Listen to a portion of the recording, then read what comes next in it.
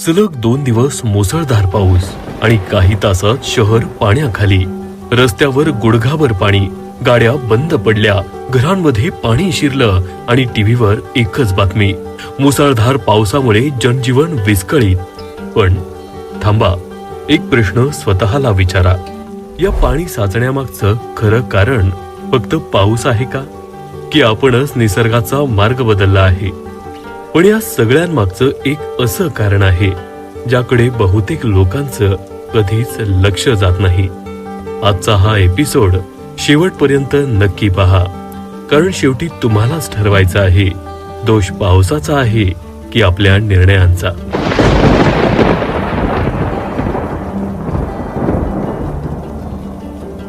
पाऊस हा आजचा नाही, तो हजारो वर्षांपूर्वी पृथ्वीवर पडत आला आहे.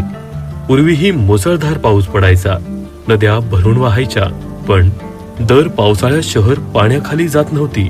मग आज असं काय बदललं? उत्तर आहे आपण. पावसाचा प्रत्येक थेंब निसर्गाने ठरवलेल्या मार्गाने प्रवास करतो. काही पाणी जमिनीत मुरतं, काही नदी, नाले आणि ओढ्यातून पुढे जातं आणि उरलेलं पुन्हा वाफ बनून आकाशात पोहोचतं. यालाच म्हणतात जलचक्र. पण हा मार्ग आपणच बंद केला तर?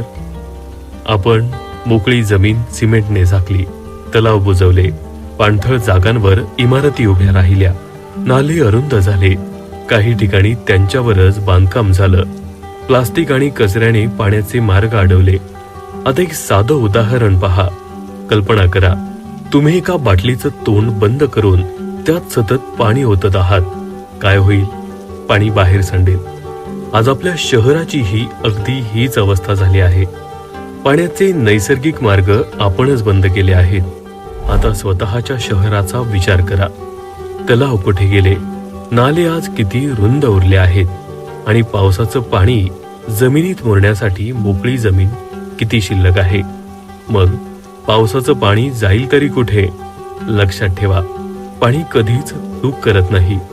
त्याला फक्त वाहण्यासाठी मार्ग हवा असतो. जर तो मार्ग बंद झाला तर पाणी पर्यायी मार्ग शोधतं, आणि तो मार्ग अनेकदा आपले रस्ते असतात, आपल्या सोसायट्या असतात, आपली घरं असतात. म्हणूनच रस्त्यांवर नदीसारख्या वेगानं पाणी वाहू लागतं आणि काही तासात संपूर्ण परिसर पाण्याखाली जातो. पण यामध्ये आणखी एक महत्वाचं कारण आहे, हवामान बदल.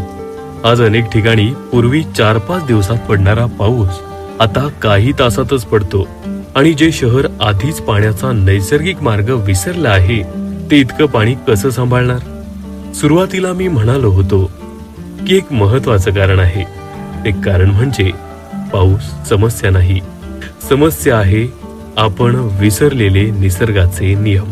ज्या दिवशी आपण नाले, ओढे, तलाव आणि पाणथळ जागा जपू, पावसाचं पाणी जमिनीत मुरेल अशी व्यवस्था करू, त्या दिवशी तितकाच पाऊस पडला तरी पाणी साचण्याचं प्रमाण निश्चितच कमी होईल.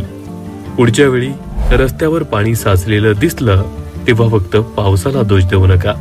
स्वतःला एक प्रश्न विचारा, या पाण्याचा नैसर्गिक मार्ग आपणच तर बंद केला नाही ना? कारण निसर्गाचे नियम बदलत नाहीत, आपण त्याच्या मार्गात बदल करतो.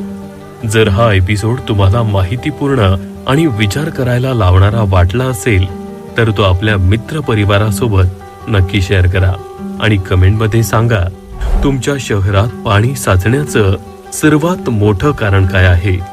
योगदान फाउंडेशन, तिथे प्रत्येक प्रयत्न हा निसर्गासाठी असतो.